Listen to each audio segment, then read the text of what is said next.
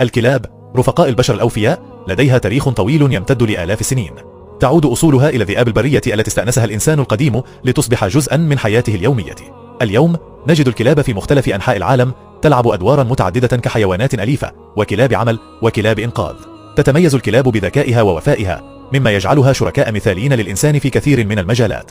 بفضل حاسة الشم القوية تستطيع الكلاب اكتشاف المواد المخدرة والمتفجرات، بل وحتى المساعدة في البحث والإنقاذ. إنها حقا أصدقاء مميزون يعطوننا الحب والدعم بلا مقابل. ما رأيكم؟ ما هي أكثر صفة تحبونها في الكلاب؟